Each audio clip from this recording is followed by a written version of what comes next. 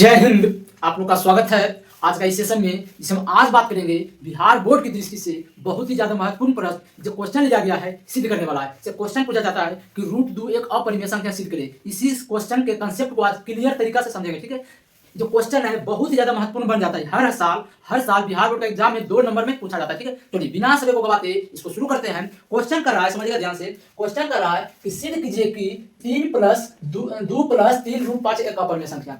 3 + 2 root 5 एक अपरिमेय संख्या है। तो समझिए ध्यान से, इस क्वेश्चन का कंसेप्ट थोड़ा सा समझ लीजिएगा तो आपका बहुत ही आसान हो जाएगा। ठीक है, सबसे पहले समझिएगा कि क्वेश्चन में जो भी रूट में दिया रहे, क्वेश्चन में जो भी रूट में दिया रहे उसी को लेकर चलना है बिल्कुल अंत तक। उसी को चलना है अंत तक। ठीक है, उसी को लेकर चलना है बिल्कुल अंत तक। कहां तक? अंत तक। ठीक है, चलिए स्टार्ट करते हैं। सबसे पहले समझना है कि समझिए कर रहा है रूट 5 एक अपरिमेय संख्या है। तो जो अपरिमेय संख्या कर रहा है संख्या सिद्ध करेंगे उसको उल्टी लेकर मानिए। ठीक है, कर अपरिमेय संख्या सिद्ध करे तो इसको मानिए कि माना कि रूट 5 एक अपरिमेय संख्या। हमेशा रूट वाला को लेकर चलना है। ठीक है, समझिए लिखना है कि माना कि रूट 5 एक अपरिमेय संख्या, सॉरी परिमेय संख्या है। यहां से तो सॉल्यूशन में हो जाएगा, लिखेंगे माना कि रूट 5 एक परिमेय संख्या है।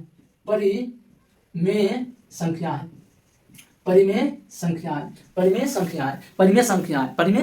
सबसे पहले क्वेश्चन करा है सिद्ध करे कि मतलब रूट इतना क्वेश्चन जो इसको सिद्ध करना अपरिमेय संख्या है, इसको उल्टी ले चलना है। रूट वाला को माना कि एक परिमेय संख्या है। अब परिमेय संख्या की परिभाषा करता है जिसको p/q यानी अंश बटे हर के रूप में लिखा जा सके उसे परिमेय संख्या कहते हैं। तब लिखेंगे परिमेय संख्या क्या कहता है? जिसको p/q यानी अंश बटे हर के रूप में लिखा जा सके। ठीक है, यहां से लिखेंगे परिमेय संख्या की परिभाषा से। परिमेय संख्या की परिभाषा से।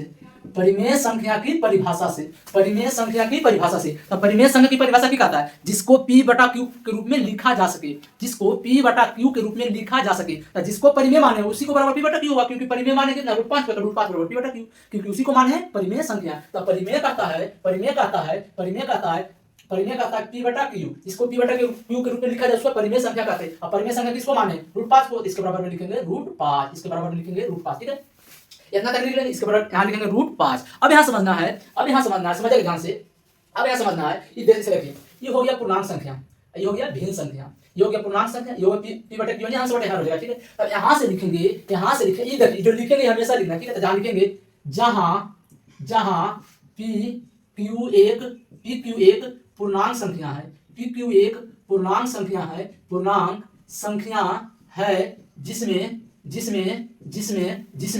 कोई उभयनिष्ठ गुणनखंड नहीं है।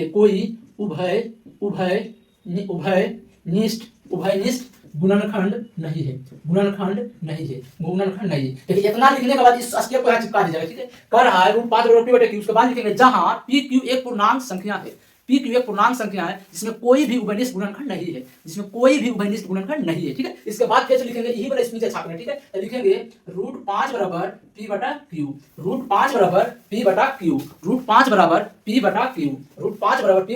उसके बाद आप समझना है कि जो रूट है क्या है? ये जो रूट है एलएचएस में जो रूट है, रूट को हटाना है। जब कभी भी किसी इक्वेशन में रूट को हटाना होता है तो दोनों तरफ वर्ग कर देते हैं। यहां से लिखेंगे दोनों तरफ वर्ग करने पर जब किसी संख्या का वर्ग किया जाता है तो उसका रूट जो होता है वो हट जाता है। वो जो रूट होता है वो हट जाता है। तो इधर कितना हो जाएगा? इधर हो जाएगा 5, इधर कितना हो जाएगा? p² बटा q²। समझ ध्यान से, इसका स्क्वायर करेंगे तब p² हो जाएगा, इसका स्क्वायर करेंगे तब q² हो जाएगा। ठीक है, इसका स्क्वायर करेंगे तब q² हो जाएगा। ठीक है, तब p² बटा q²। इसको लिख सकते हैं 5 बराबर p² बटा q इंटू q। इस रूप में लिखेंगे। जो नीचे q² है इसको एक अलग करके जोड़ सकते हैं। चाहे 4 आता 4 की रख सकते हैं, 2 गुना 2। इसी यहाँ p² है तो q² के रख सकते हैं, q इंटू q। उसी प्रकार से अब देखिए, अब एक q को इधर भेज दीजिए तो 5q = p² बटा q। 5q = p²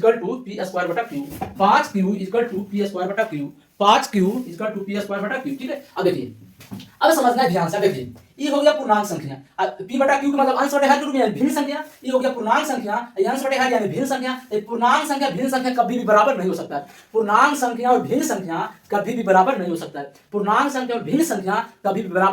ठीक है, यहां लिखेंगे जहां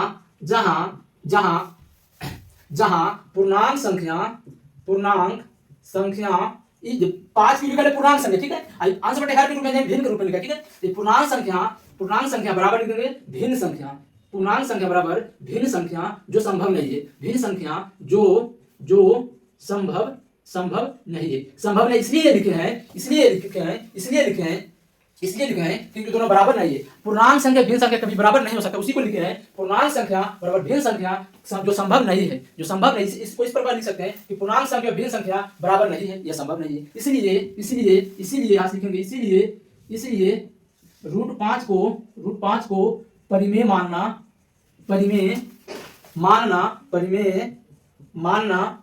गलत साबित हुआ।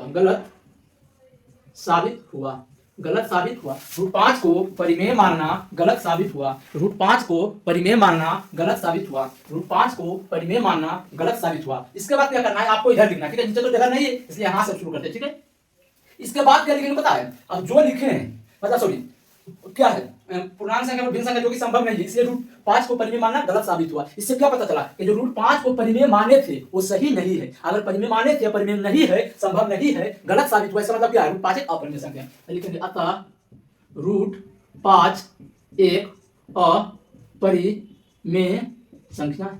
√5 एक अपरिमेय संख्या है। अब लिखेंगे इसीलिए यहाँ से लिखेंगे प्रश्न से, जो क्वेश्चन में दिया गया, ठीक है। लिखेंगे प्रश्न से कितना है, 2 + 3 √5, 2 + 3 √5, 2 + 3 √5। अब 2 क्या है, 2 है परिमेय संख्या, तब परिमेय संख्या प्लस 3 क्या है, परिमेय संख्या, ये भी है परिमेय संख्या गुना √5 क्या है, अपरिमेय संख्या।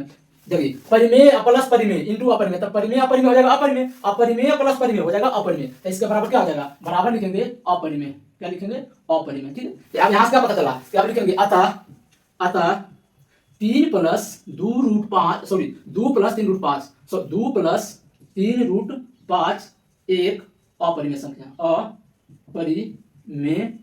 संख्या है। ये मेरा पूरा फाइनल सिद्ध हो गया। अब समझना है यहाँ से कंसेप्ट क्या है। जब भी क्वेश्चन में कुछ भी बोले, हमेशा रूट को ही लेकर चलना है। रूट को लेकर जब चलेंगे तो हर हमेशा प्रोसेस यहाँ तक करना है। कहाँ तक करना है, यहाँ तक करना है।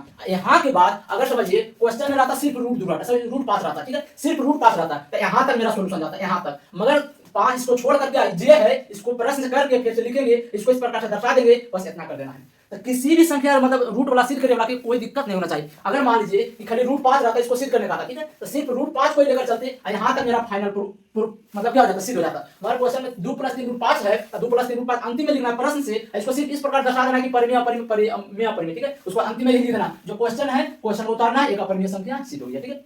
आप लोग को आशा करते हैं कि क्वेश्चन समझ में आ गया हो, ठीक है। देखिए इस क्वेश्चन का आप लोग इसका सोल्यूशन, अगर क्वेश्चन समझ में आया होगा तो इसको सिद्ध करके देखिएगा कि सिद्ध होता है इससे कि नहीं। अगर देखिए तो यहाँ इस क्वेश्चन को बनाएंगे तो आपका सोल्यूशन यहीं तक रहेगा। अगर इसमें कुछ जोड़ देंगे √3 या फिर 5 + 3 √, ना तो इसको ले चलेंगे, यहाँ तक चलेंगे, फिर यही वाला क्वेश्चन यहाँ करेंगे, फिर परिमेय, फिर प्लस, फिर अपरिमेय, तब परिमेय अपरिमेय फिर लिखना है। अतः इतना यहाँ लिखेंगे, एक अपरिमेय संख्या, यहाँ तक चलना है, ठीक है। तो आशा करते हैं आप लोग को समझ में आ गया होगा, ठीक है। चलिए आप लोग को मिलेंगे नेक्स्ट क्लास में, तब तक के लिए जय हिंद, जय भारत।